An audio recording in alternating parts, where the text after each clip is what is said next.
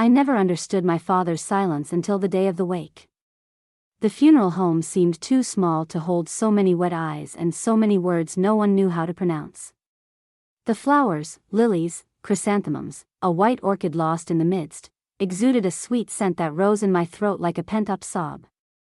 I wandered around like someone searching for a secret door, signing papers, thanking the arms that wrapped around me, answering automatic questions. Maya, my sister, sat near the coffin and played with the edge of her handkerchief, as if unraveling an invisible ball of yarn. Every now and then, she'd look at me with wide eyes, asking for a certainty I didn't have. That's when I realized, with my father's death, something had also died inside me that I couldn't yet name. Later, when the room emptied, I was alone with him. I touched the cool, polished wood and softly repeated the last words he had said to me in the hospital. Leah, promise me you won't go to Ravenoak. At the time, I had nodded, as if sealing a pact with fear. I promised, because the promise felt like a way to keep him alive for a few more seconds, as if speaking would trap the air in his lungs and suspend the world. But now, faced with the absolute silence, the phrase sounded like a riddle that refused to dissolve. Ravenoak. A word I didn't know, an ancient route my father had always averted his eyes from. The next morning, the city seemed washed clean by a rain that had fallen without warning during the night. The asphalt shone like a blade in the autumn light. Sr. Harrison, my father's lawyer, called me early. Stop by the office when you can. His voice had the kind of caution one uses when handling an antique vase. It wasn't just formality. I walked through downtown Asheville gazing into storefronts I already knew by heart, cafes with blonde wood benches, antique shops with amber lamps, a bookstore with a display case dedicated to hiking guides. Everything seemed familiar and out of place at the same time, like a set that had lost its main actor. Mr. Harrison's office was in a restored brick building with tall windows and plants in ceramic pots. As soon as I walked in, the smell of paper, leather, and freshly brewed coffee enveloped me like a blanket. He stood, smiled quietly, and offered me a chair. He made no speeches, he simply slid a chair over. Small box and one envelope with my name, Leah, written in my father's neat handwriting. My heart pounded, not out of fear, but out of recognition. That slightly tilted L, the rush of the last stroke of the A. I touched the paper as if touching a face. I opened the envelope first. The letter had the exact tone of my father's voice when he asked me to notice something that mattered. My dear Leah, if you are reading this, I left sooner than expected. Forgive the secrets, sometimes love chooses silence to buy time.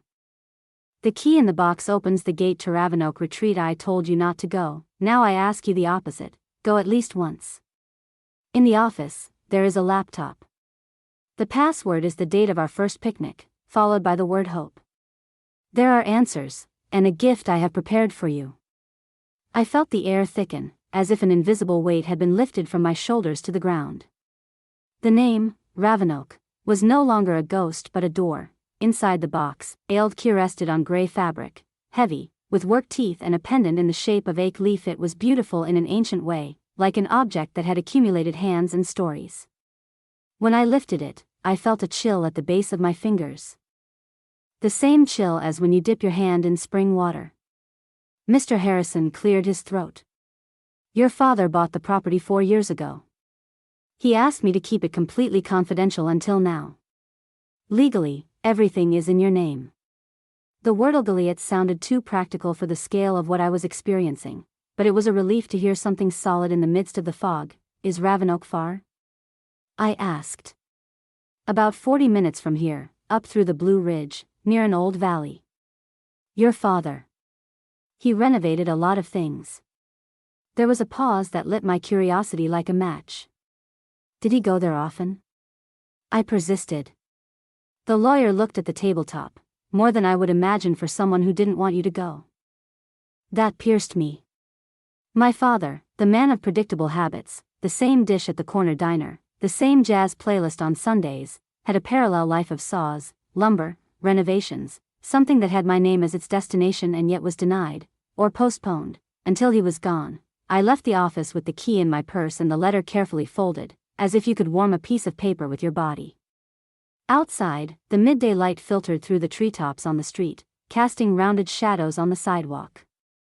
I sat in the car seat, leaned my head against the steering wheel, and breathed. Maya, she sent me a short message. Where are you? I replied, going to find out why Daddy asked me to stay away. She started calling, but I didn't answer. Not out of lack of love, out of instinct.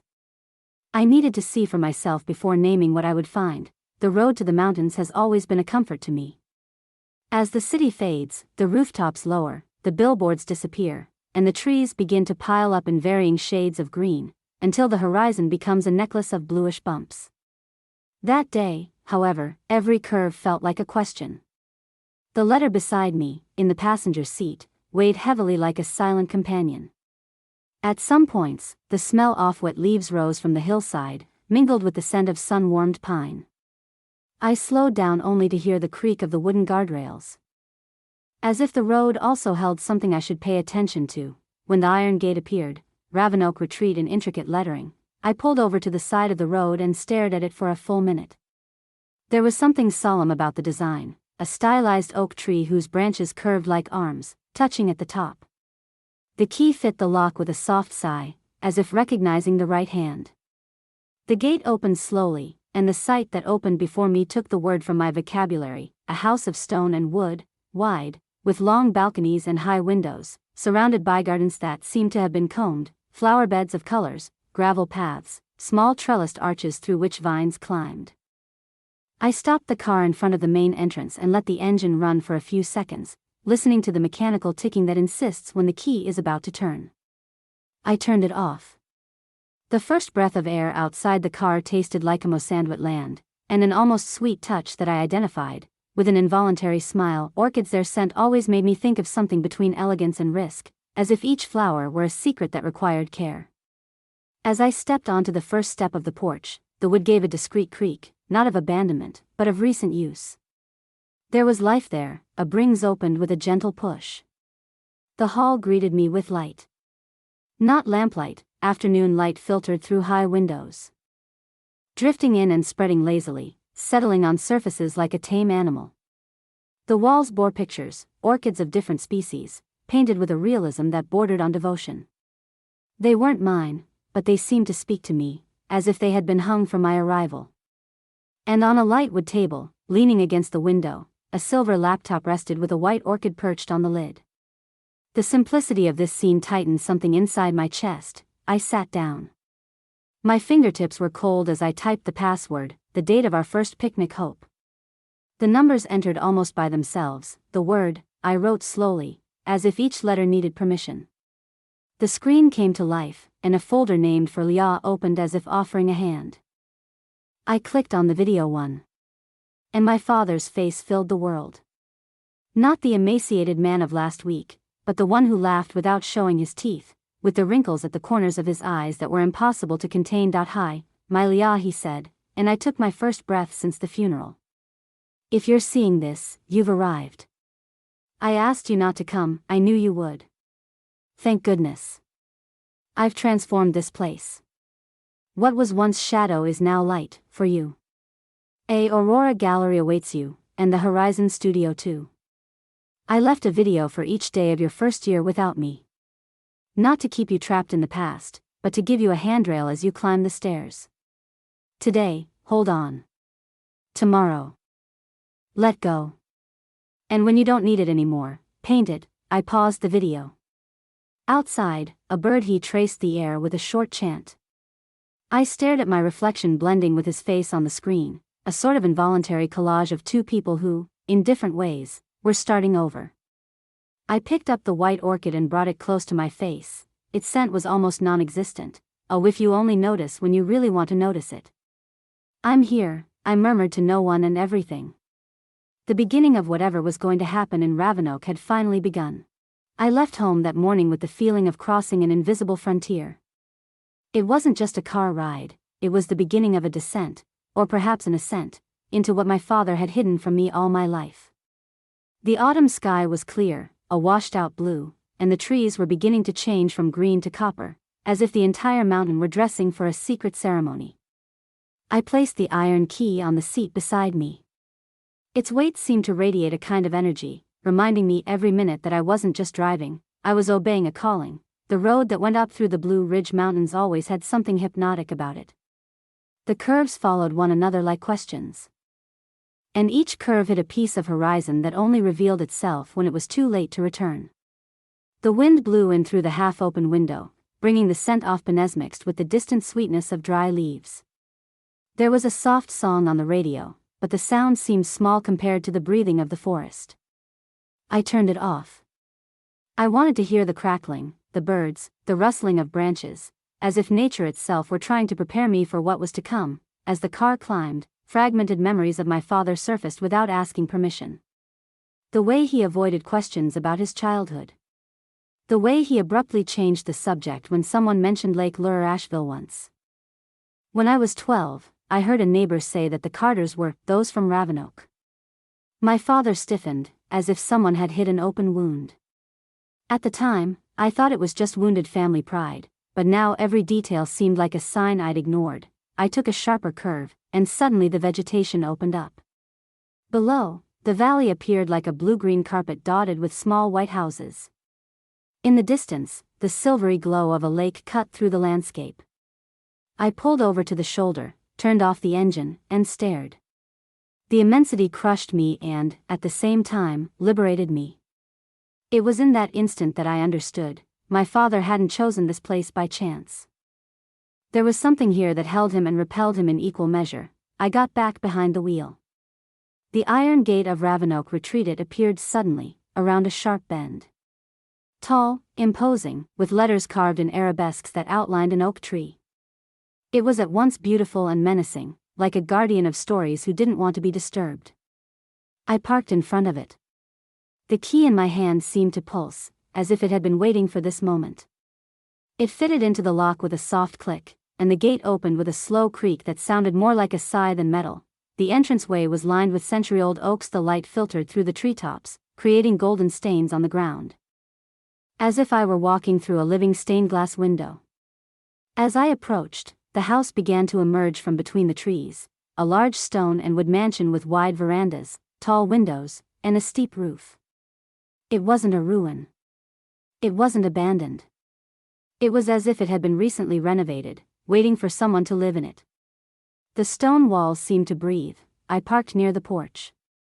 The air there was different, fresher, filled with the scents of moss, wet earth and flowers that I couldn't immediately identify. As I descended, the sound of my footsteps on the gravel seemed to echo too loudly. As if the house were listening to me. I climbed the steps, and the wood creaked, not as a warning, but as a greeting. The front door gave way easily. As I stepped through, I felt the air change. It was colder, but at the same time welcoming.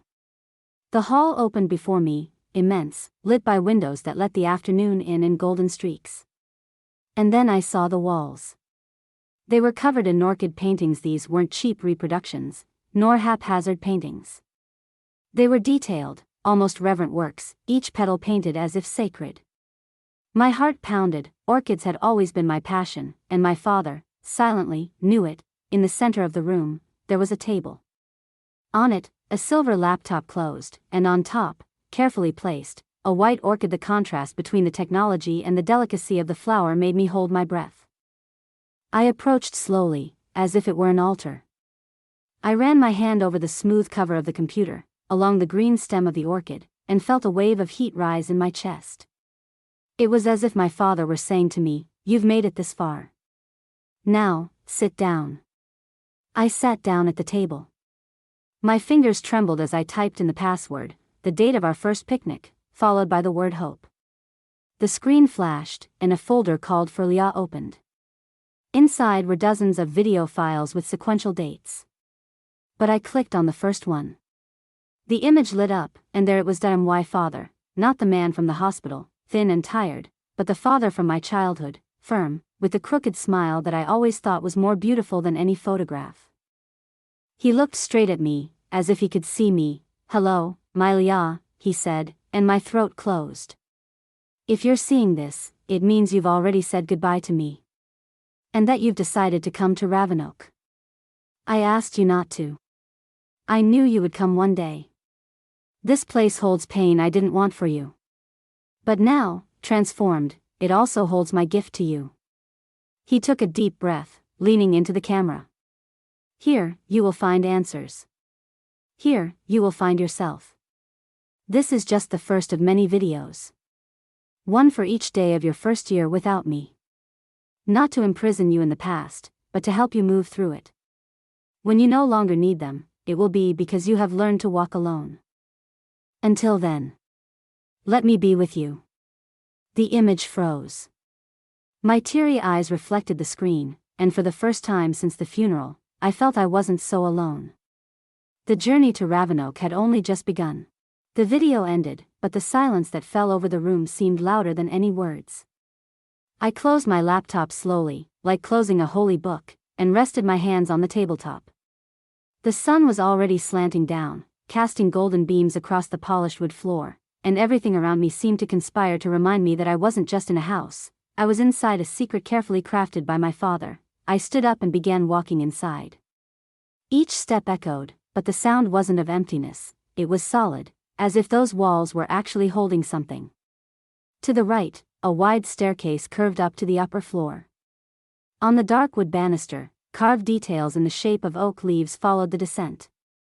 My father always had clumsy hands for manual work, but that detail had his look, someone had commissioned it with him in mind. I passed through a corridor that led to the library. The smell of old paper and nail polish hit me before I even saw the books. The shelves reached from floor to ceiling, filled with hardcover volumes, many of them first editions I'd dreamed of owning during my college years. There was even an entire section devoted to classic literature, Jane Austen, Charlotte Bronte, Dostoevsky, arranged with almost mathematical perfection. On a low table, I found an open book marked with a leather bookmark, The Grapes of Wrath, by Steinbeck. My heart sank. My father had never mentioned liking Steinbeck. But I distinctly remembered mentioning the book at dinner years ago. He'd kept that detail to himself, and now it was here, waiting for me. I continued exploring. I passed through a stone archway that led to living room. A Persian rug covered part of the floor, and brown leather sofas were arranged around a massive stone fireplace. Above it hung a sepia-toned painting, a portrait of a serious-looking boy sitting in front of a gnarled oak tree. I recognized the boy. It was my father, aged 8 or 9. His expression in the painting was different, no sweetness, only firmness. A faint scar on his chin, which I knew by heart, confirmed it. My father had hung his own childhood there, where I couldn't help but see it. I walked to the back of the house. The double glass doors opened to reveal a covered porch, overlooking a garden that looked like something out of an impressionist painting. Rose bushes lined the garden, gravel paths wound their way to disappear behind hedges, and in the background, a glass structure gleamed in the fading light. I stopped breathing for a moment, a greenhouse, larger than any I'd ever seen. The glass walls reflected golden hues, as if hiding trapped stars. My father had called it Aurora Gallery, and I didn't know why yet, but I already felt the promise of discovering it. I went back inside, guided by intuition. I opened a side door and found what could only be the Horizon studio. It was a spacious room with floor-to-ceiling windows. Natural light flooding the space. Easels lined up waiting for canvases. New, unsealed brushes rested in glass jars. Paints arranged by hue formed a liquid rainbow on a shelf. And in a corner, neatly stacked, were my own paintings from my youth. I recognized each one. The self-portrait from my senior year of college, the unfinished canvas of a beach, a flower study I'd sworn I'd lost in a move. My father had saved them all. Saved them to give back to me. I sat on a wooden bench, my throat tight. I had abandoned painting because I needed to work, pay bills, and care for Maya when she was a child. My father had never protested, but now I understood. He had never given up on giving it back to me. The entire studio was a silent gesture from him, a token of love that was revealed too late for me to thank him. It was at that moment that I heard something different. The sound of tires on gravel. My heart raced. I ran to the front window. A SUV parked in the yard, and 3 men in dark suits got out. I recognized them even though I hadn't seen them for years. Victor, Daniel, and Lucas Carter, my uncles. They had the same features as my father, but hardened, with the air of someone who had learned to command more than to listen. they walked onto the porch as if they owned the place. The loud knock on the door echoed through the room. "Leah. Open the door. We need to talk." Victor's voice had the same deep tone as my father's, but it carried arrogance instead of care. I stood there, staring at the doorknob, remembering Edward's words, "Promise me you'll never go to Ravenoak." He knew. He always knew they would come. Another punch on the door. This time, Daniel spoke. "Don't complicate things, niece. It's family. Let's resolve this fairly." Fair. The word sounded like poison. I stepped back, took a deep breath, and looked at the laptop still open on the table. My father's frozen face seemed to stare right at me. He had anticipated every step thus far. I knew I needed to be cautious. So, silently, I turned off the living room lights, closed the curtains, and remained still, letting the night fall around me like a shield. On the porch, my aunt and uncle's voices grew harsher, until they finally faded away. I heard the sound of tires crunching on the gravel again, then silence returning. It was only then that I released the breath I'd been holding. I'd been in Ravenoak for only a few hours, and I already understood one thing: this house wasn't just a refuge. It was a battlefield. And the war had only just begun. Night descended on Ravenoak with an almost aggressive swiftness.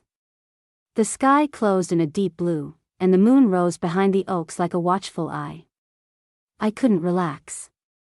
I paced the living room in circles, my hands cold, trying to process the recent scene. My uncle's at the door, demanding entry, as if the house were rightfully theirs. But there was something in the way they spoke, like someone already expecting to win, that put me on edge. It wasn't just greed, it was confidence. I sat down at the laptop again. My father's face was still there, frozen on the screen of the last video. I took a deep breath and clicked on the second file. His voice filled the room, steady and calm. "Leah, if my brothers have already shown up, don't be alarmed. They will. They've always wanted what doesn't belong to them. Since they were young, they've used my name on false documents, manipulated inheritances, and stolen whatever they could. I bought Ravenoak in secret because I knew the moment they found out, they'd try to snatch it from me. Don't trust any of them. They'll smile, they'll feign care, but they only see dollar signs. If they come to you, don't open the door. The law is on our side. And in the office, at the bottom of the blue drawer, you'll find everything you need to prove it." I pressed my lips together, absorbing every word. It was as if my father were sitting beside me, anticipating every step of the evening. I got up and walked to the office adjacent to the living room. The blue drawer was there, just as he'd said. Inside were organized folders with notary seals, deeds, bank transfer receipts, all signed and notarized. Each document seemed to scream a single sentence: "This house is yours, Leah, and no one else's." Before I could breathe a sigh of relief, I heard the crunch of tires on gravel again. My stomach churned. I glanced out the side window. The same black SUV had returned, but this time it wasn't alone. A county patrol car parked behind it. Its red lights rotated slowly, reflecting in the house's windows like eyes watching me. The knock on the door was different now. 3 sharp, authoritative knocks. "Miss Carter? This is Officer Davis from the county. We need to speak with you." My heart raced. The brothers had brought legal backup. I swallowed hard, grabbed the blue folder, and held it tightly in my arms like a shield. I walked to the door, hesitated for a few seconds, and finally turned the handle. Outside, 3 figures waited. At the front, a young police officer, impeccably uniformed and suspicious-looking. Behind him, Victor and Daniel, with expressions of false neutrality, and Lucas, the youngest, with a slight smile that gave me chills. "Good evening, ma'am," the officer said. "We've received a court order to inspect the property. Your aunt and uncle claim that the purchase of this property was made under irregular conditions. I need you to grant them permission to enter." Victor stepped forward, his voice too soft. "Leah, we don't want conflict. We just want to resolve this civilly. You know Ravenoak belongs to the Carter family. David was never in a position to negotiate when he bought the house. It's not fair that everything goes to you. I bit my tongue to keep from responding immediately. My father had already anticipated those exact words. I took a deep breath and handed the officer the blue folder. "Officer Davis, all the purchase documents are here. Deed, records, bank transfers. My father acquired this house legally from our grandfather, before any alleged incapacity. You can verify. I'm not a trespasser here. This is my home." The police officer leafed through the papers calmly. I saw his expression change as he read the signatures and notarizations. Victor crossed his arms impatiently. "They're just old papers," he muttered, but the officer looked up and replied. "Actually, Mr. Carter, these documents appear to be in order. If Ms. Leah is the rightful heir, the property is hers until the court says otherwise. There's no reason to force entry today." A heavy silence fell. Daniel cleared his throat, trying to maintain his composure. Lucas, behind him, was still smiling, as if enjoying the scene. I pressed my fingers against the folder, without looking down. "This doesn't end here," Victor said, his voice low but thick with menace. "You may have fooled the county for now, but Ravenoak is ours. Always has been." "No," I replied firmly. "It was my father's. Now it's mine.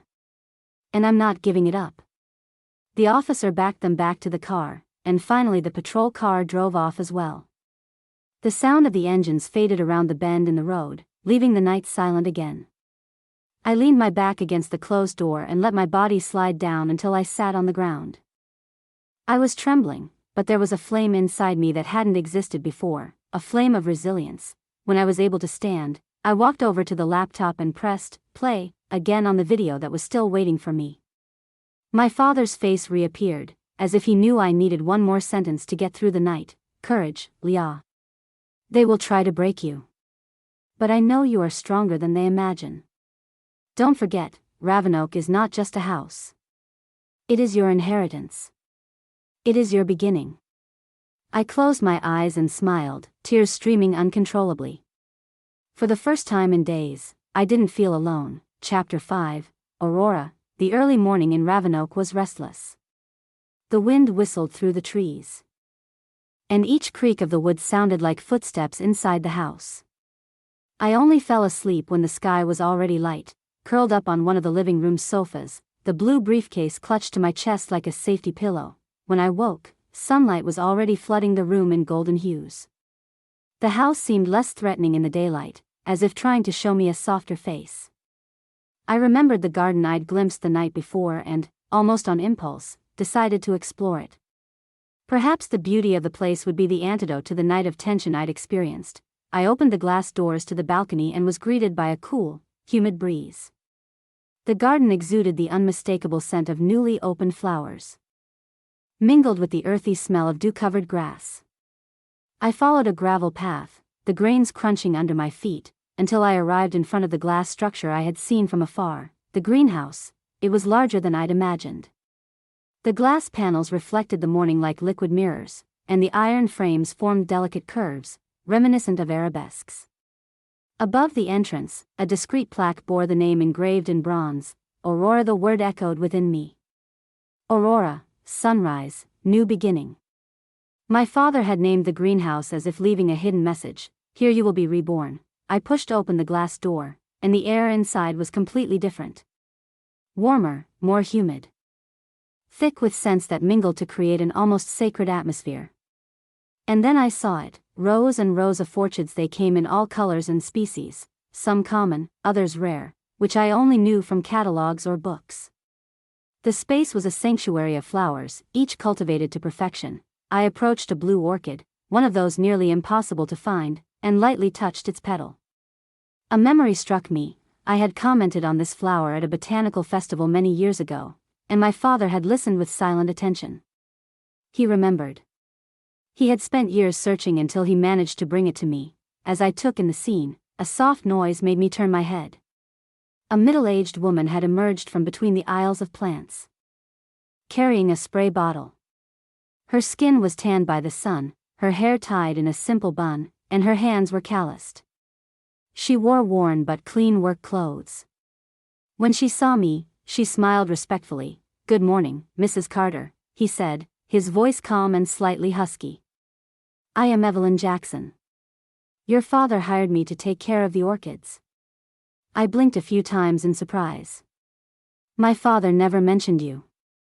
She laughed softly, without malice. "Your father didn't speak much. But he came here often. At least once a month, sometimes more. He oversaw everything.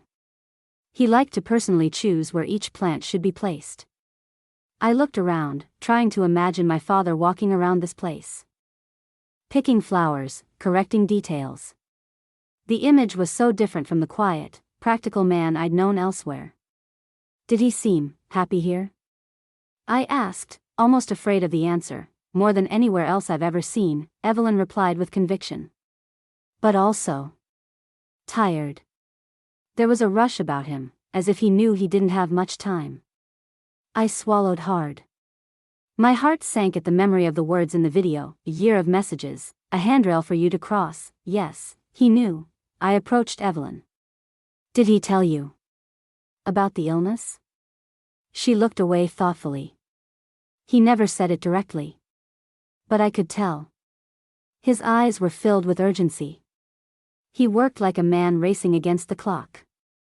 We were silent for a few moments, hearing only the low buzzing of insects and the dripping of a sprinkler system. Evelyn spoke again. "Your uncles showed up last night, didn't they?" "I saw them from the greenhouse. They've been circling Ravenoak ever since the Pinnacle Resorts project began. Now that the property is worth its weight in gold, they want to take it from you. But your father knew that. He prepared you." I looked at the orchids, then at the woman who seemed so convinced. "Evelyn, do you think I can do it?" She put down the spray bottle, crossed her arms, and looked at me intently. "Your father always said one thing about you, that underestimating you would be the biggest mistake anyone could make. Don't forget that, Leah. He believed in you more than anyone else in this world." My hands trembled slightly. Evelyn's words echoed within me like an oath. No matter what my aunt and uncle planned, I wasn't alone. Ravenoak Garden, Aurora, Ms. Jackson, and most of all, my father, they were all by my side, albeit in different ways. At that moment, I felt that the real conflict was just beginning. Chapter 6, The Shadows of the Family. The afternoon fell over Ravenoak with a copper hue. The sun streamed through the stained glass windows of the main hall, tinging everything golden, as if the house itself were burning in secret. After my conversation with Evelyn, I returned inside, carrying with me the feeling that Ravenoak was not only an inheritance, but also a burden. It was as if every stone in those walls held memories my father never dared share with me during his lifetime. I sat down at the laptop once more. The Folia folder seemed to pulse on the screen, both an invitation and a warning. I opened the next video. My father's face appeared as clearly as before. He wore a simple blue shirt, and behind him, I recognized the home library. "Leah," he began, his voice deep but calm. "I know you're probably wondering why I hid Ravenoak from you. The answer is simple and painful. My past here wasn't something I wanted to weigh on you. But since they're back, you need to understand who my brothers are and what they're capable of." The camera shook slightly, as if he had shifted position. His gaze intensified. "When we were young, after our father's death, Victor, Daniel, and Lucas manipulated the family inheritance. They used my name on false documents, opened accounts in my name, and embezzled money. I was only 19. When I found out, I threatened to expose everything. They surrounded me, saying that if I spoke, they would make me look like an accomplice. I had no way to prove otherwise. And out of fear, I ran away. I never returned to Ravenoak until I bought it back, years later, in secret." My stomach lurched. The pieces began to fall into place. His evasive actions, his silence when we talked about family, his dark look when anyone mentioned Asheville. Everything was scarring. In the video, my father continued, "You should know they never changed. They continued their business in Raleigh. Victor became the arrogant businessman he always wanted to be. Daniel, the lawyer ready to twist words. Lucas, the youngest, remains in their shadow. But together, they are dangerous. For them, Ravenoak isn't just a home. It's power. And now, with the Pinnacle Resorts project, that power is worth millions. He paused for a long moment, running a hand over his face. That's why I asked you never to come. I didn't want you to have to face them. But now, if you're here, it's because the time has come. In the home office, in the safe hidden behind the philosophy bookshelf, I left a dossier. They're documents I've collected over the years, evidence of irregularities, tax fraud, records of suspicious transactions. If they try to take Ravenoak, this evidence is your weapon. But use it carefully, Leah. If revealed recklessly, they could drag you into their mud too. Think 3 steps ahead. I paused the video, took a deep breath. The silence in the house seemed denser now. I got up and ran to the library. I ran my fingers along the spines of leather-bound books until I found the philosophy section. I pushed slowly. An entire bookshelf gave way with a soft creak, revealing an iron panel. A safe. The key was exactly where he'd indicated on a note inside the desk drawer. My heart raced as I turned it. The metallic click echoed too loudly, as if someone could hear it outside. I opened it. Inside were thick folders, divided by names: Victor, Daniel, Lucas. Each one was filled with copies of falsified contracts, contradictory tax returns, printed emails, even signed statements from former employees. It was an avalanche of carefully catalogued dirt. My father had spent years building this arsenal. I sat on the library floor, surrounded by papers. The smell of dust mixed with the scent of printing ink brought tears to my eyes. I leafed through each document and felt as if I were touching open family wounds. Part of me wanted to close the safe and never look again. But another part, the one that had inherited my father's thirst for justice, knew this was my only chance of survival. Just then, I heard light footsteps in the hallway. My heart raced. I hurriedly closed my folders and slammed the safe door. When I turned, Evelyn was standing in the library doorway. I didn't mean to scare you, she said calmly, holding a watering can. I just came to see if you needed tea. But I see you found what Edward left for you. I looked suspiciously. Did you know? She nodded slowly. I knew he kept things. Not the details. But I saw how he spent hours in there, coming out with tired eyes. He was preparing you, Leah. A chill ran down my spine. With each discovery, I realized my father had planned everything, even my reaction. He had left me a map. But now that map led me straight to the heart of the Carter family's darkness. And I had no choice but to follow him. The rest of the day passed as if in a state of wakefulness. Every shadow that moved beyond the windows felt like an intruder. Every creak of the wood sounded like a warning. Still, a force within me urged me to keep exploring. My father had left clues, and I felt that the more I discovered, the stronger I would become against my uncles. That evening, I sat down at my laptop once more. The next video began with my father in Ravenoak's living room, the fireplace blazing behind him. The yellowish light illuminated his face in an almost intimate way. Leah, he said, with a seriousness that made me sit up straight, now that you found the documents in the safe. You need to know what I called Raven Annex. It doesn't appear on any blueprints of the house, because I had it built in secret. It's the heart of my preparation. The place where I stored not only evidence against my brothers, but also information that could change everything about Ravenoak and the future of this land. My heart raced. He continued, go to the tool shed, the one that seems forgotten, at the back of the garden. Behind the wooden boxes, there's an iron handle embedded in the ground. Evelyn has the key. She knows what to do when the time comes. I paused the video, took a deep breath. Evelyn. Once again, my father had anticipated every step. The next morning, I went to the greenhouse. Evelyn was watering the plants, as usual. Her brown eyes watched me closely as I approached. He told you, didn't he? She murmured, without me needing to explain. I nodded. I said you have the key. She wiped her hands on her apron and pulled a small bunch from her pocket. Among the ordinary keys, one stood out, heavy, iron, ancient. She handed it to me without ceremony. Your father said that if you made it this far, it was because you were ready to see what he called the heart of Ravenoak, I walked with her across the garden. The shed looked ordinary, almost insignificant: aged wood, worn shingles, the smell of rusty tools. But when I pushed the boxes to the back, I saw the iron handle embedded in the concrete floor. My hands trembled as I inserted the key. With effort, I lifted the heavy lid. Cold, damp air rose, carrying the smell of stone. An iron staircase descended into the darkness. I looked at Evelyn. He called it Raven Annex, she added with a slight smile. Yes. Shall we? I went down first, the metallic clang echoing with each step.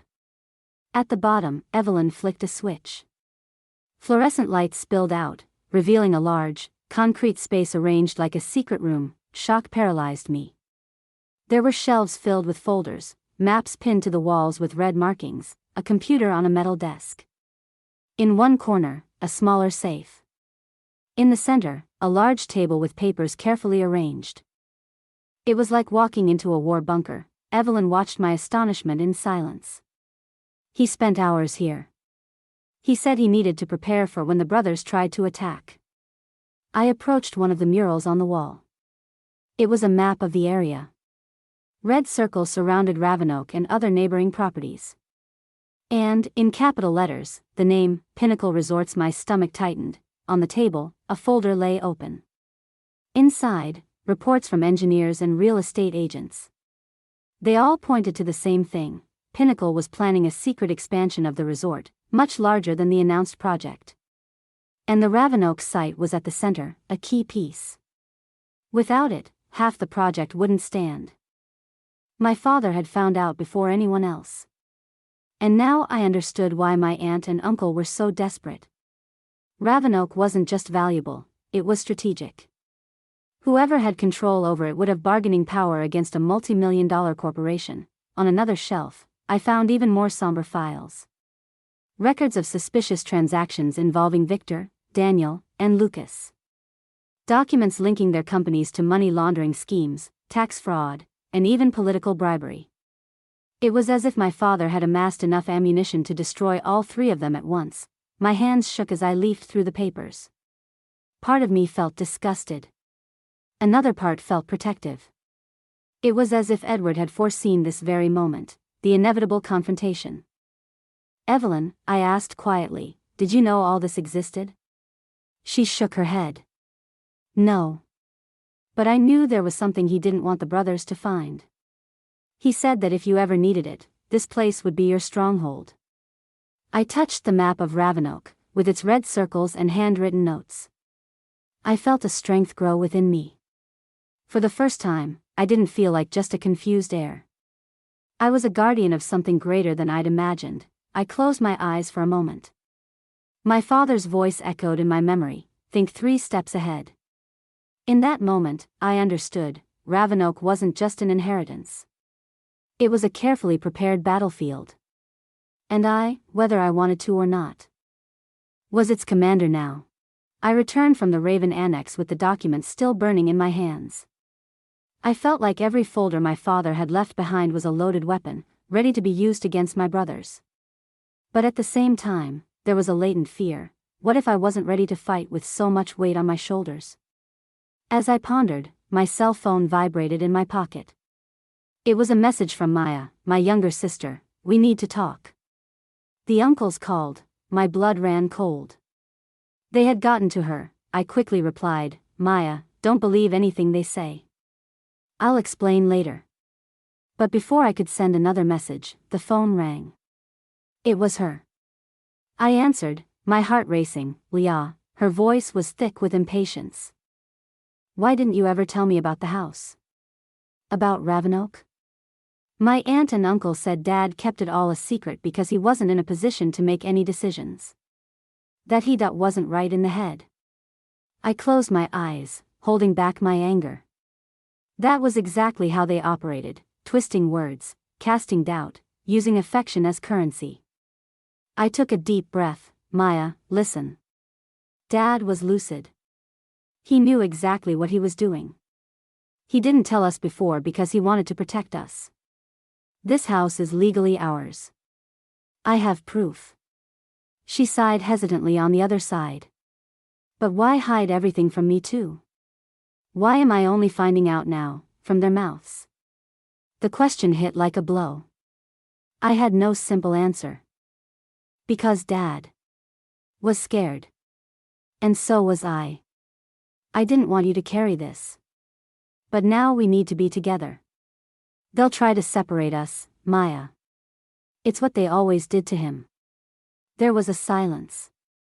Then her voice came softer. They mentioned a proposal. They said that if I align with them, they'll guarantee me a fair share. They said they don't want to leave me out. I felt a pang in my chest. It was the most predictable movement, and yet it hurt. They were turning her against me, just as my father had warned. Maya, listen, they don't want justice. They want control. They're going to use you as bait because they know I'll never fight my sister. Don't sign anything. Don't accept anything. Please. She didn't answer right away. Her breathing on the phone sounded shaky. Finally, she said, I need to think. But, Leah, I don't want war. I don't want to lose what little family we have left. Her heart sank. I don't want to either, Maya. But we can't fool ourselves. They were never family to Dad. And they won't be to us.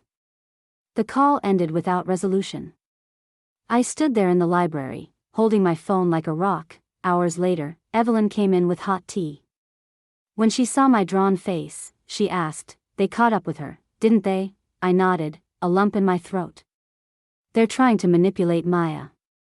And the worst part is, she wants to believe them. She's always wanted to know more about Dad. About the family's origins.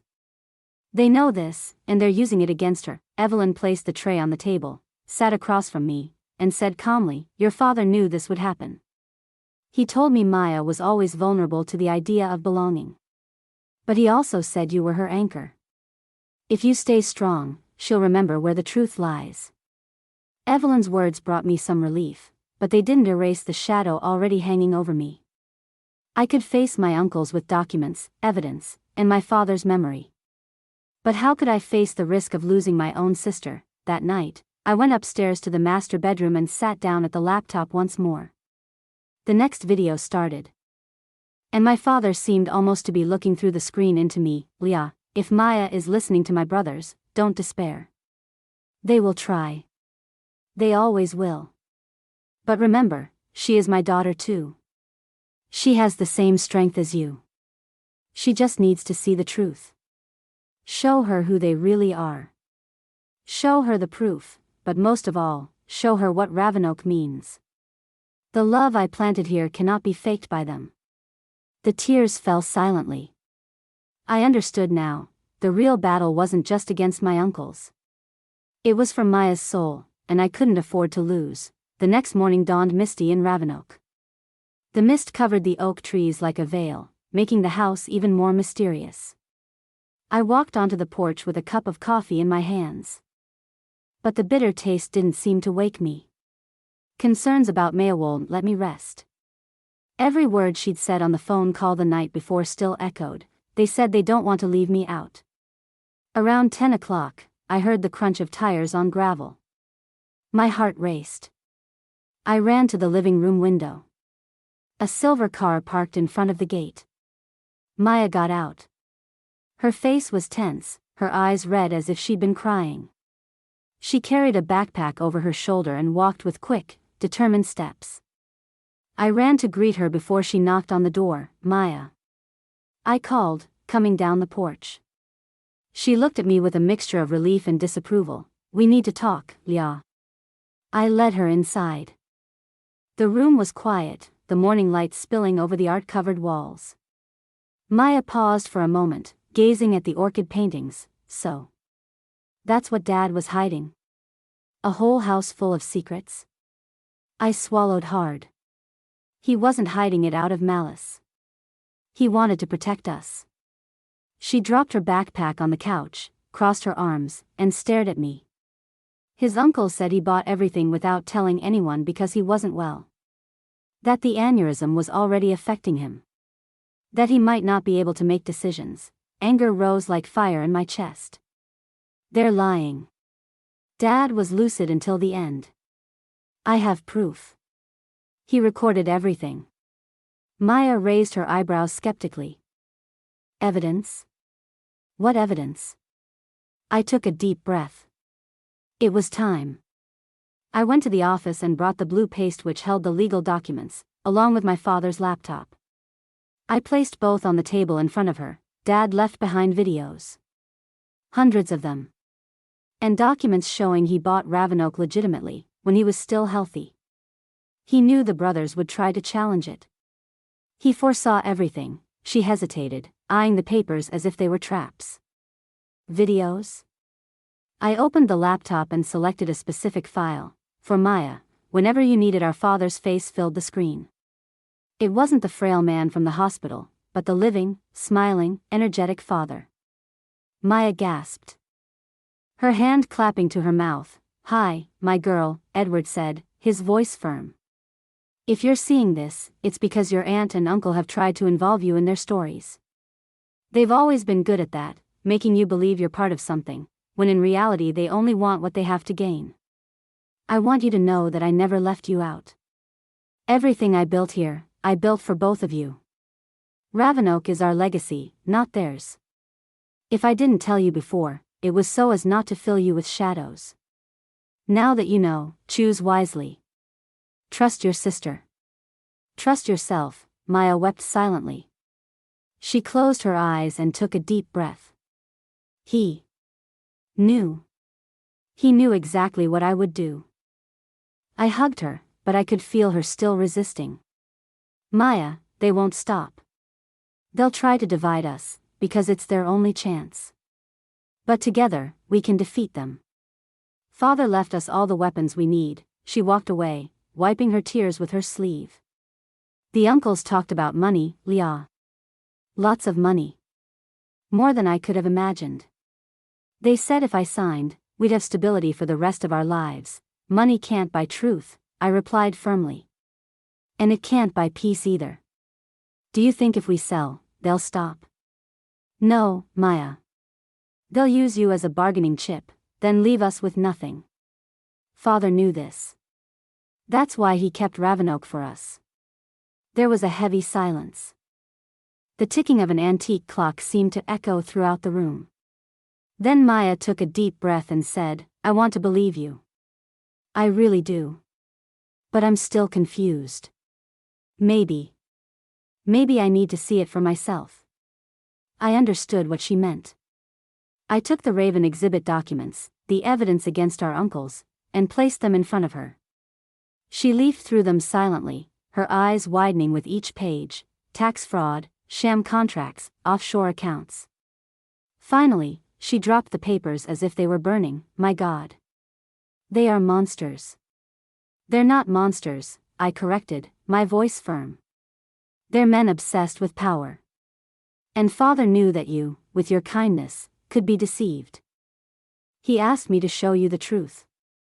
Now, you must choose, Maya. Are you with me or with them?" She looked at me for a long moment. I saw the indecision in her eyes, the desire to belong versus the fear of betraying her father's memory. Finally, she nodded. "I'm with you, Leah. I always have been. I just needed to hear it from him, not from you." Tears streamed down my face before I could stop them. I hugged my sister tightly. In that moment, I felt like we weren't just defending property. We were defending our father's memory, what he had built, the love that united us. But at the same time, a shadow grew within me. Because if Maya was now beside me, it meant my uncles already knew they'd lost their first move. And men like them would not accept losing without escalating the war. The next morning, Ravenoak seemed to breathe a sigh of relief. For the first time since everything began, Maya and I had breakfast together in the renovated kitchen as light filtered through the thin curtains.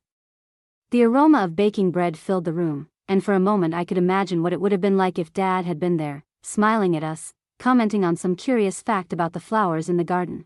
But reality soon set in. My uncles wouldn't rest. And now, with Maya by my side, the responsibility doubled.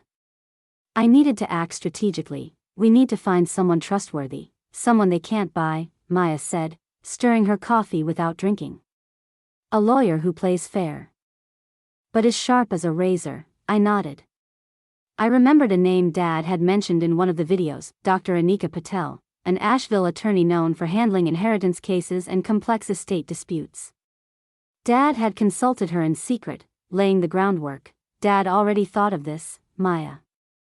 He left instructions. She's the one we should talk to. I picked up the phone and made the call.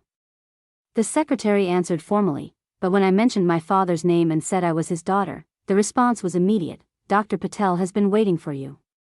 You can come today at 3. The drive to Asheville was a mix of tension and hope.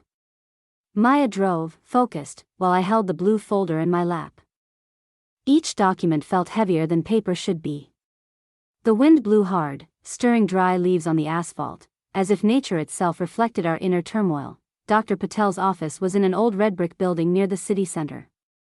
We climbed a narrow staircase to a floor lit by tall windows. The reception area smelled of mint tea, and we were soon ushered into a spacious room lined with shelves filled with law books. She stood to greet us. She was a woman of average height, with black hair tied in an elegant bun and attentive eyes that seemed to pierce any facade. You must be Leah and Maya. His voice was firm but warm. Your father spoke often of you. He was an unusual client, full of predictions and secrets. I felt a lump in my throat at that. He really planned it all. We sat across from her, and I placed the folder on the table. Here are the documents he left. And we also have the videos, if you need them. He prepared us for this moment. Dr. Patel adjusted her glasses and began scanning the pages with impressive speed. Page after page, her expression shifted from neutral to intrigued to pleased. Edward Carter was a meticulous man. This evidence against his brothers is devastating. If necessary, we can use it to disprove any claims of mental incapacity. They won't stand a chance in court if they continue to contest it. Maya finally relaxed in her chair. So we have a real chance? More than a chance, the lawyer replied. You have the power. The problem is, how hard do you want to fight? Because the Carters won't give up easily. They have money, connections, and no limits. If you enter this war, you need to be prepared to go all the way. I exchanged a look with my sister. She still looked scared, but there was no flinching in her eyes. We want to fight. Not for money. But for Dad. The lawyer smiled slightly. Then let's plan. We spent the next few hours putting together a battle map. Dr. Patel outlined 3 main fronts: legal defense, prove Edward's lucidity through reports, medical records, and witnesses who worked with him during the property renovations. Documentary evidence, keep the Carter brothers' evidence of corruption under double security, as a trump card in case of escalation. Strategic negotiation, use Pinnacle Resort's interest to our advantage, transforming Ravenoak not into a weakness, but into an untouchable asset. You can't just react, Patel explained. You have to strike back before you're even hit. Show the Carters that you're not the fragile victims they expected. Maya finally smiled, as if the lawyer's determination was contagious. So, what's the first step? A meeting, Patel replied, closing the folder. We've summoned the Carters, but on our terms. You don't come to the negotiating table as confused heirs. You come as legitimate owners, prepared to expose any lies. Back in Ravenoak that night, I sat alone in my office. I opened my laptop and played another video of Dad. He was sitting right at the desk I was sitting at now. If you've made it this far, Leah, it's because you've realized, it's not enough to defend, you have to attack. They've always been wolves, and wolves only retreat when they realize their prey knows how to bite. You have the courage I never had to face head on. And Maya. Take care of her, bring her to your side. Together, you are invincible. I closed my eyes. I felt his voice like a shield surrounding me. Perhaps, for the first time, I wasn't just reacting. I was ready to lead. And the war against the Carters was about to begin in earnest. The date Dr. Patel said arrived faster than I would have liked. In just a few days, Ravenoak transformed from a quiet haven into a battlefield. Evelyn prepared the house as if it were a ritual, polishing the tables, arranging fresh flowers in the living rooms, lighting discreet candles that spread a gentle lavender scent. "The atmosphere speaks as much as words," she said.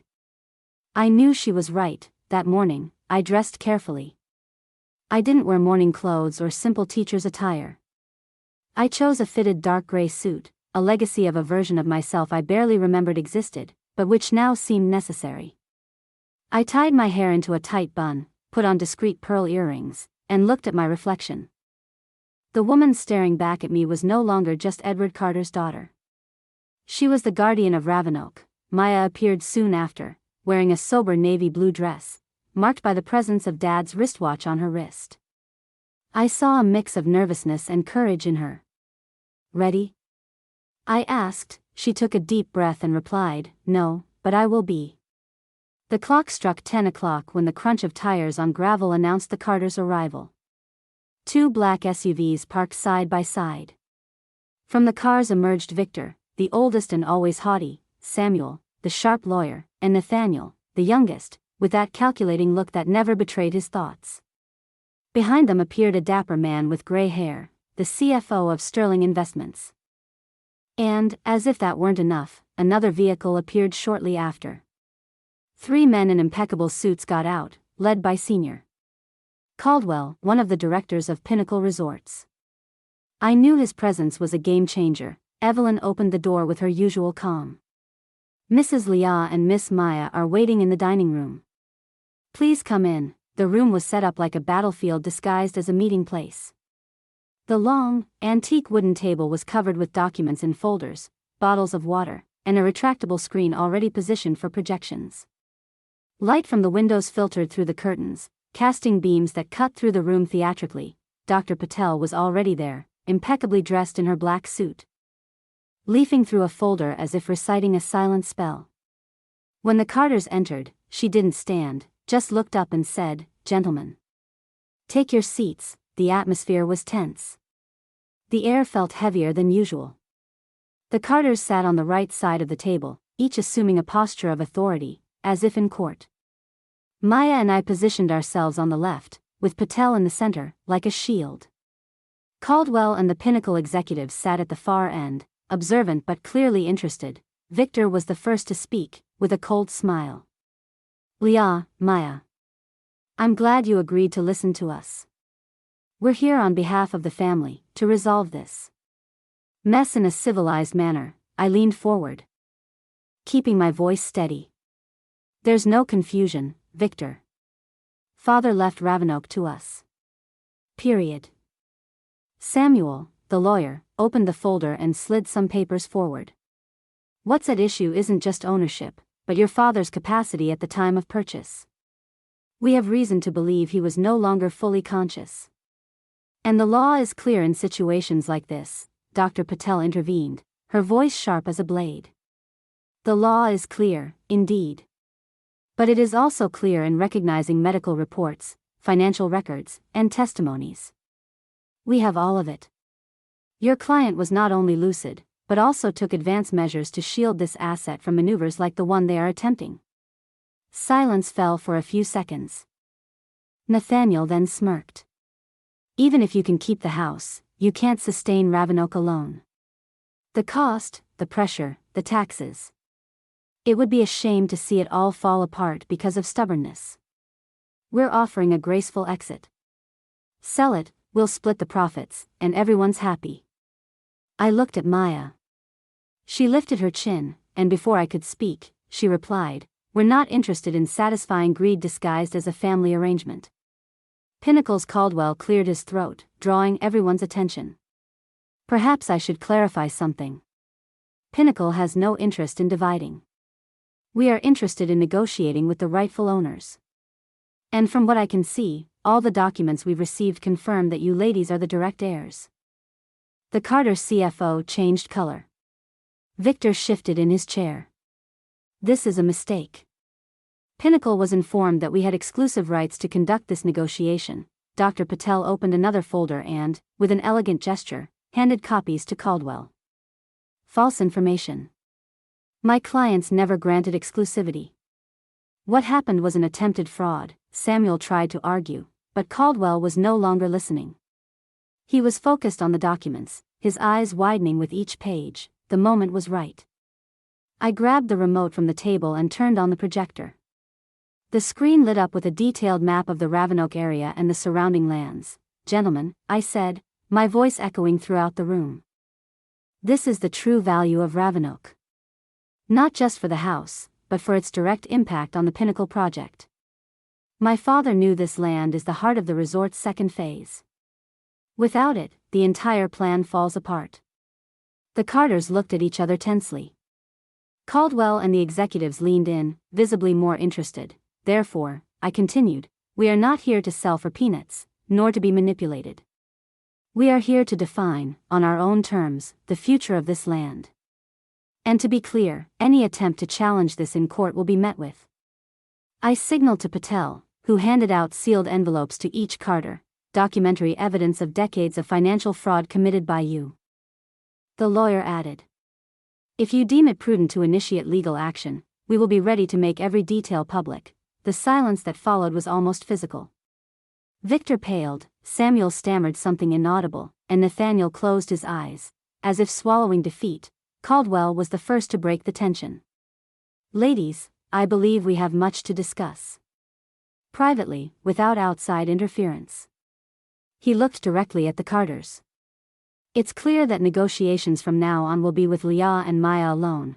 I lifted my chin, feeling a strange mix of relief and adrenaline.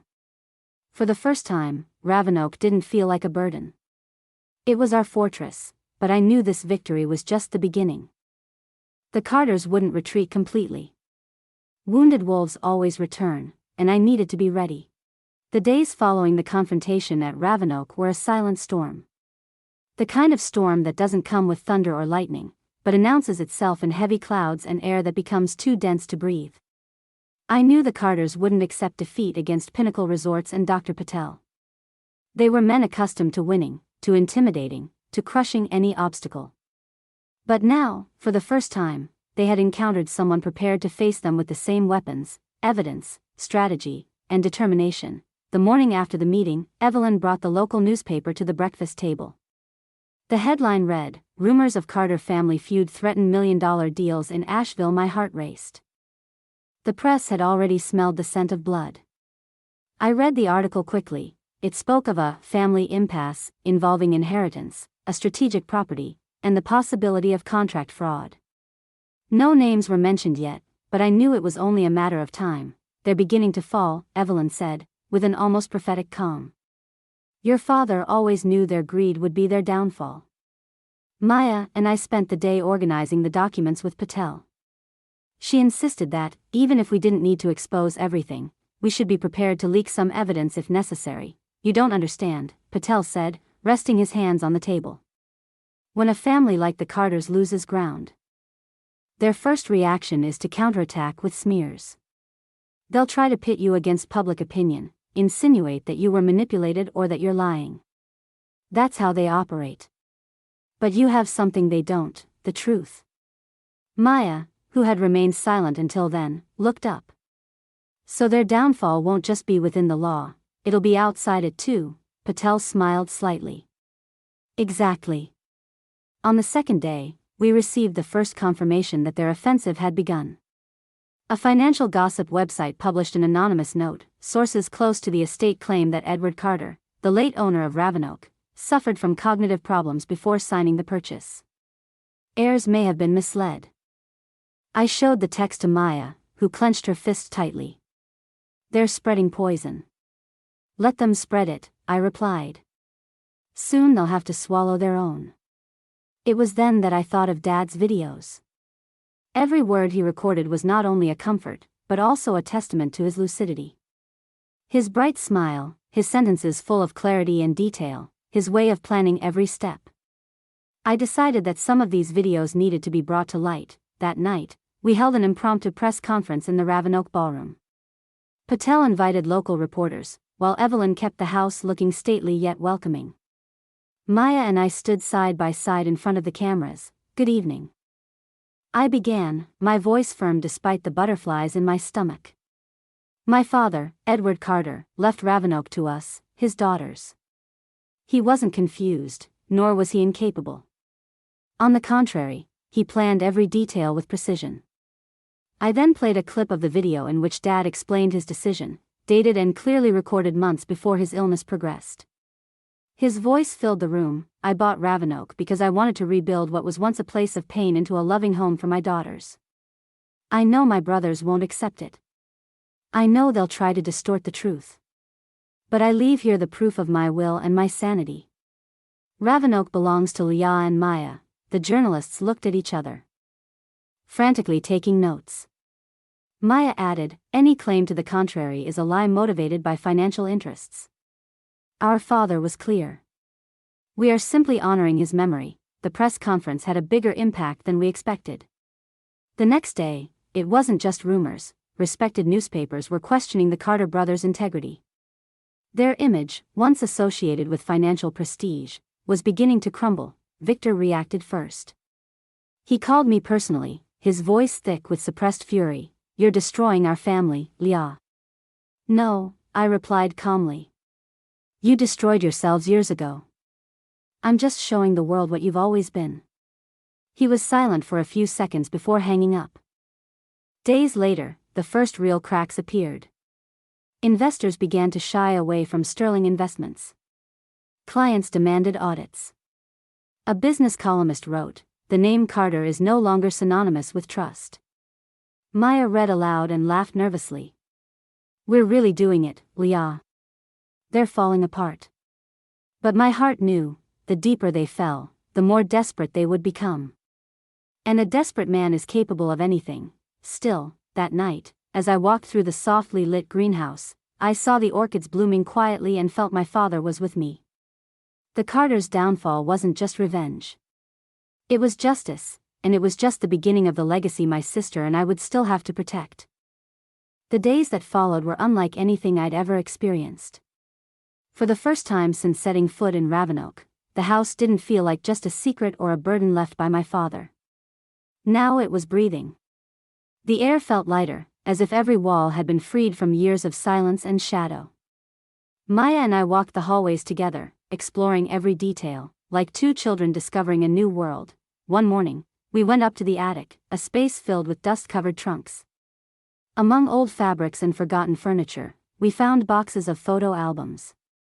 Maya flipped through the yellowed pages, laughing at her dad's strange childhood clothes, and I felt a mixture of tenderness and pain at the sight of the boy who would one day be our father. Always trying to smile, even with eyes that seemed to hold too many secrets, he didn't want us to see this side, I said, running my fingers over a photo of Dad sitting alone under an oak tree. But now I understand. Ravenoak wasn't just a house. It was a mirror of his childhood, and he wanted us to make it better. Maya sighed. Maybe he knew we needed this place as much as he once did. That afternoon, Evelyn called us into the greenhouse. The sun streamed through the glass panels, creating reflections on the flowers. The orchids were lush, their colors so vivid they seemed unreal, lilac, white, gold. Evelyn pointed out one in particular, with rare blue petals. This was your father's favorite. He said it reminded him of a lost memory. I approached the flower and, without realizing it, tears streamed down my face. I remembered a day when, as a little girl, I'd told my dad about a blue orchid I'd seen in a library book. I'd forgotten that detail, but he hadn't. And now it was there, before me. Maya held my hand. He built all this for us, Leah. We can't let it go to waste. The next night, I sat alone in my office. On the desk, I found an envelope with my name on it. Inside was a small silver key. On the laptop, Dad had left instructions. When you are ready to create again, this key will unlock the door to your true space. My heart raced. I followed the indicated corridor to an inconspicuous door at the end of the east wing. The key turned smoothly. When the door opened, my breath caught. It was an art studio. The entire space seemed to be waiting for me. Easels, brushes arranged in jars, paints carefully lined on shelves, blank canvases leaning against the walls. Light streamed in through huge windows overlooking the garden. It was as if Dad had read my soul and recreated a piece of it. I sat down in front of a canvas and, for the first time in 15 years, held a brush.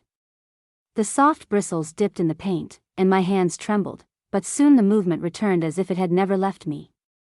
I painted the outline of a blue orchid. The same one I'd seen in the greenhouse. The same one Dad had saved for me. In the following days, the routine changed. Maya tended the flowers with Evelyn, while I lost myself in the studio. The hours passed without me noticing. Each brushstroke was a reunion with the Leah who had existed before her responsibilities, before her grief, before the Carter's lies. One night, Maya came into the studio and watched silently as I painted. When I finished a petal, she said, "It's been so long since I've seen you like this. Light, happy." Dad would be proud. I smiled at her, my eyes welling up. I think I'm finally beginning to understand what he wanted to leave us. It wasn't just the house, or the flowers. It was a chance to start over, but even as we discovered a new life in Ravenoak. The Carters' shadow still loomed large. News emerged of lawsuits, of businesses collapsing, of investors abandoning ship. They were in decline, yes, but a hunch told me the fight wasn't over yet. Yet that week, for the first time, I breathed without feeling a crushing weight on my chest. For the first time, I allowed myself to dream about the future, and, faced with the blank canvas that still awaited me in the studio, I knew that Dad's true legacy wasn't the property itself. It was the freedom he gave us to choose who we would be from then on. It was a cold late afternoon when I heard the sound of tires on the gravel of Ravenoak. At first, I thought it was Maya returning from Asheville, but the engine wasn't the same. I looked out the window and saw a black sedan pulling up in front of the house. My heart raced. Only someone very bold would go near Ravenoak after everything that had happened. The car door opened slowly, and whoever got out left me speechless. Victor Carter, the eldest of the brothers. The same one who had threatened me so arrogantly weeks ago. Now, however, there was none of that haughtiness about him.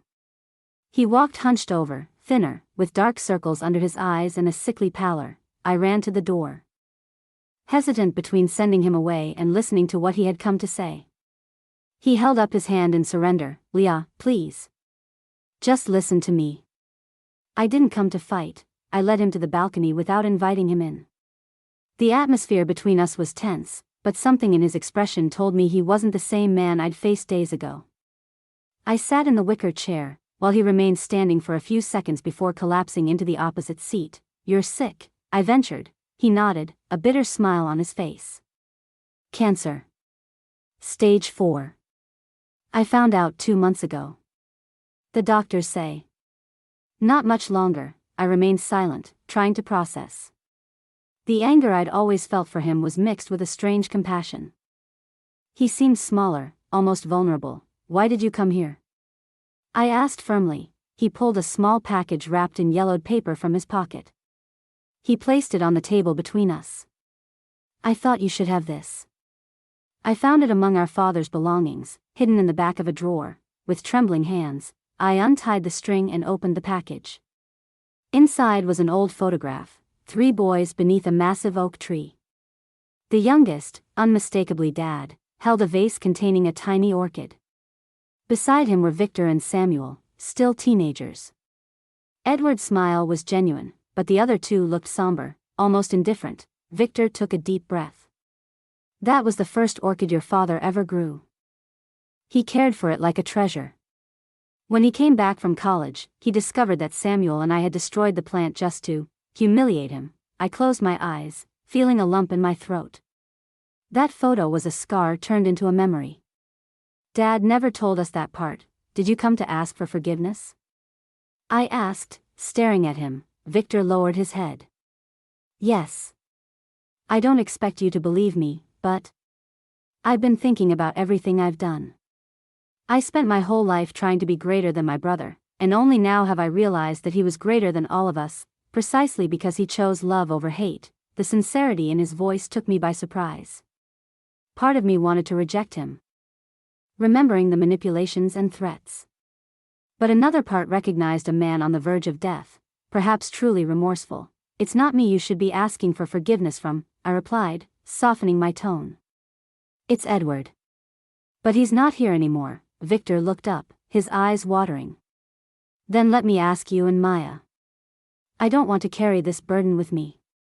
Maya arrived shortly after, carrying bags of groceries. When she saw Victor, she stopped in the doorway, shocked. What is he doing here? I explained quickly, showing her the photo. She looked at Victor with angry eyes. You tried to deceive us, you tried to manipulate me, you tried to destroy what Dad built. And now you come here as if nothing happened. Victor lowered his head, accepting the blows. You're right, Maya. I was cruel. But I swear, I don't want to take this to my grave. The tension became unbearable. Evelyn appeared on the porch with a tray of tea, breaking the silence. She placed the cups on the table and said calmly, forgiveness doesn't erase the past, but it can change the ending of the story. Maya took a deep, reluctant breath. She sat up slowly and faced Victor. I don't know if I can forgive. But I also don't want to hate you until the end. Maybe that's the most I can offer you right now. Victor nodded, tears streaming down his wrinkled face. It's already more than I deserve. Before leaving, he asked to see the greenhouse. I hesitated, but I led him there. Upon entering, he stood transfixed before the orchids. His eyes fixed on the rare blue flower. He did it. He murmured. The same one we destroyed as children. He brought it back. There was pain and admiration in his voice. For the first time, I saw Victor not as an enemy, but as a broken man facing his own past. As he said goodbye, he held my hand weakly. Thank you for listening to me, Leah. Maybe my brother was right, the strength of family isn't in blood, but in choices. The car disappeared down the road, and silence returned to Ravenoak. I stood there, holding the old photo. For the first time, I felt a circle close, but I also knew there was still one last piece missing to complete Dad's puzzle, and this piece was waiting for me in the last video. That night, Ravenoak seemed quieter than ever. The wind blew softly through the oak trees, and the full moon illuminated the porch with a silvery glow. Maya had already gone to bed, exhausted from the tension of her encounter with Victor. Evelyn had retired early, leaving the house plunged into an almost unreal calm. I, however, couldn't sleep. Dad's laptop was waiting for me on the studio table. I knew what was coming next. For weeks, each video had been like a flame in the dark, guiding me step by step. But now there was only one file left, day 365.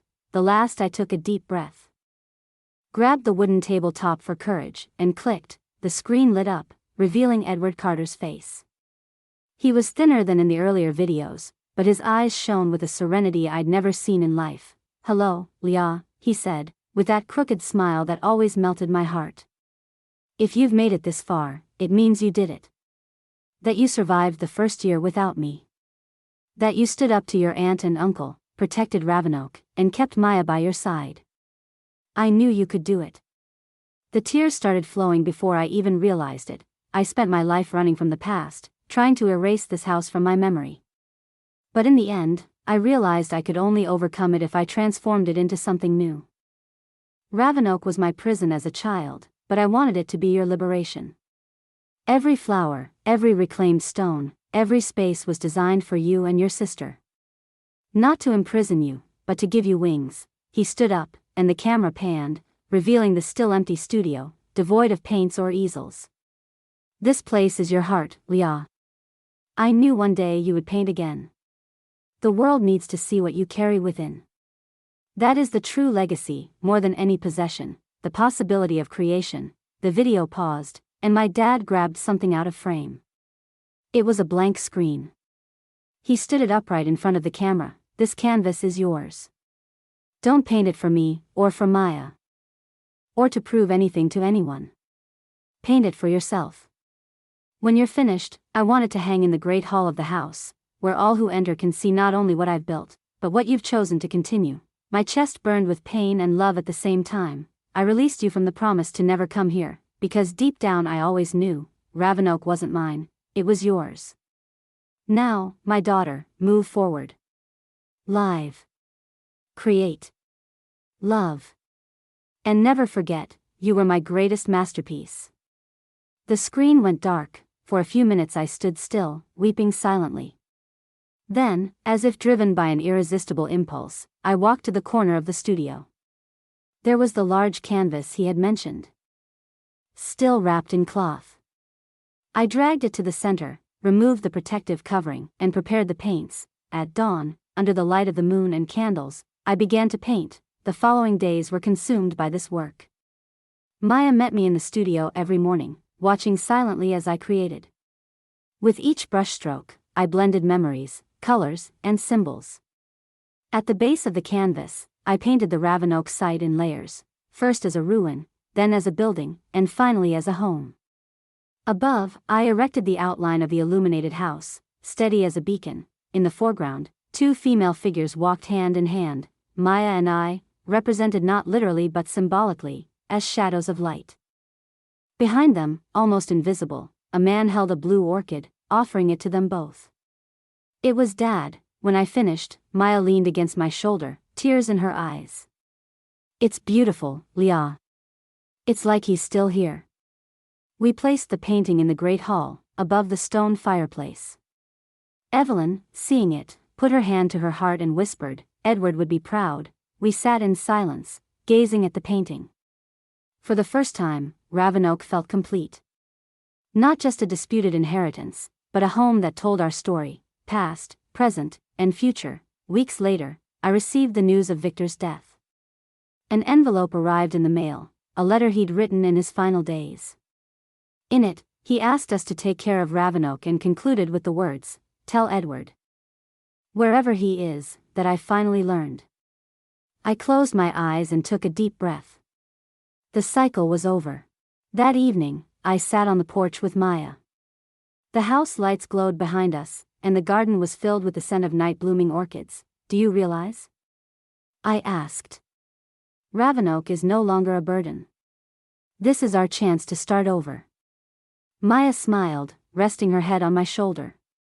"Dad did it. He turned pain into hope. And gave us a future." I looked at the horizon, feeling the cold wind on my face. For the first time in a long time, there was no fear, only peace, and I finally understood that Dad's legacy wasn't the house, nor the flowers, nor even the trials that defeated the Carters. His true legacy was the freedom to choose our own path, and I was ready to live mine. This was the emotional story of Leah and the hidden legacy of Ravenoak. If you enjoyed it, don't forget to subscribe to the channel, turn on the notification bell, and leave your comment telling me what you thought of the ending. That way, you won't miss the next story, which I promise will be even more surprising. See you next time.